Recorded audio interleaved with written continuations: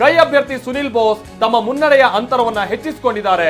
24,000 ಮತಗಳ ಮುನ್ನಡೆಯನ್ನ ಸಾಧಿಸಿದ್ರೆ ಅವರ ಸಮೀಪದ ಪ್ರತಿಸ್ಪರ್ಧಿಯಾಗಿರುವಂತಹ ಬಾಲರಾಜ್ ಅವರು 1,15,230 ಮತಗಳನ್ನ ಪಡೆದಿದ್ರೆ ಸುನಿಲ್ ಬೋಸ್ ಸುಮಾರು 20,000ಕ್ಕಿಂತ ಹೆಚ್ಚಿನ ಮತಗಳ ಅಂತರದಲ್ಲಿ ಮುನ್ನಡೆಯನ್ನ ಸಾಧಿಸಿಕೊಂಡು ಹೋಗ್ತಾ ಇದ್ದಾರೆ.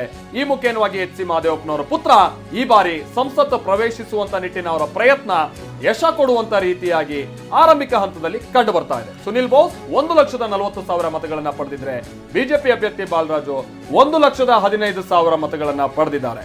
ಹಾಗೆ ಮೇಲ್ಗಡೆಯ ಪಟ್ಟಿಯನ್ನ ನೋಡ್ತಾ ಹೋದ್ರೆ ಎನ್ಡಿಎ ಇನ್ನೂ ಹೇರ್ ಲಾಸ್ಗೆ ಮೆಡಿಸಿನ್, ಹೇರ್ ಗ್ಲೋಗೆ ಜೆಲ್, ಡ್ಯಾಂಡ್ರಫ್ಗೆ ಶಾಂಪೂ ಇದ್ಯಾವುದು ನನಗ್ ಬೇಡ.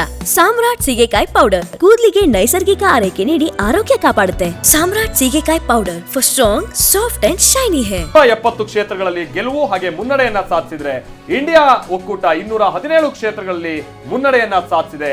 ಚಿಕ್ಕೋಡಿಯಲ್ಲಿ ಪ್ರಿಯಾಂಕಾ ಜಾರಕಿಹೊಳಿ ಯಥಾ ಪ್ರಕಾರವಾದಂತಹ ಮುನ್ನಡೆಯನ್ನ ಮುಂದುವರಿಸಿಕೊಂಡು ಹೋಗ್ತಾ ಇದೆ. ಎಸ್, ಕರ್ನಾಟಕದ ವಿವರಗಳನ್ನು ನೋಡ್ತಾ ಇದೀವಿ. ಪ್ರಿಯಾಂಕಾಗೆ 25,000 ಮತಗಳ ಮುನ್ನಡೆ ಗಮನಿಸಬೇಕು. ಬೆಂಗಳೂರು ಉತ್ತರದಲ್ಲೂ ಕೂಡ ಶೋಭಾ ಕರಂದ್ಲಾಜೆ ಮುನ್ನಡೆಯಲ್ಲಿದ್ದಾರೆ. ಯಾಕೋ ಉತ್ತರ ಪ್ರದೇಶದಲ್ಲಿ ಬಿಜೆಪಿಗೆ ವಿರುದ್ಧವಾದಂತ ನಿಲುವು ಜಾಸ್ತಿ ಆಗ್ತಾ ಇದೆಯಾ? ಇನ್ನು ಮಂಡ್ಯದಲ್ಲಿ ಕುಮಾರಸ್ವಾಮಿಗೆ ಭರ್ಜರಿ ಮುನ್ನಡೆ, 54,648 ಮತಗಳಿಂದ ಕುಮಾರಸ್ವಾಮಿ ಮುನ್ನಡೆ, 54,000 ಮತಗಳು. ಇನ್ನು ಬೆಳಗಾವಿಯಲ್ಲಿ ಜಗದೀಶ್ ಶೆಟ್ಟರ್ ಮುನ್ನಡೆ, ಬೆಳಗಾವಿಯಲ್ಲಿ ಜಗದೀಶ್ ಶೆಟ್ಟರ್ 32,591 ಮತಗಳಿಂದ ಮುನ್ನಡೆ. ಹಾವೇರಿಯಲ್ಲಿ ಬೊಮ್ಮಾಯಿಗೆ ಅಲ್ಪ ಮತಗಳ ಮುನ್ನಡೆ ಸಿಕ್ಕಿದೆ, ಅಲ್ಪ ಮತಗಳ ಮುನ್ನಡೆ. ಚಿಕ್ಕೋಡಿಯಲ್ಲಿ ಪ್ರಿಯಾಂಕಾ ಜಾರಕಿಹೊಳಿ ಮುನ್ನಡೆಯಲ್ಲಿದ್ದಾರೆ. ಪ್ರಿಯಾಂಕಾಗೆ 25,000 ಮತಗಳಿಂದ ಮುನ್ನಡೆ, ಸಾಮಾನ್ಯ ಸಂಗತಿ ಅಲ್ಲ ಇದು. ಇನ್ನು ಕೋಲಾರದಲ್ಲಿ ಮಲ್ಲೇಶ್ ಬಾಬು ಅವರ ಮುನ್ನಡೆಗೆ ಯಾವುದೇ ರೀತಿಯಾದಂತಹ ಅಡೆತಡೆಗಳು ಇಲ್ಲ.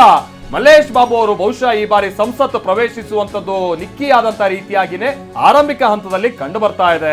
46,039 ಮತಗಳ ಮುನ್ನಡೆ ಪಡ್ಕೊಂಡಿರುವಂತಹ ಮತ 1,60,706. ಯಾರು? ಮಲ್ಲೇಶ್ ಬಾಬು.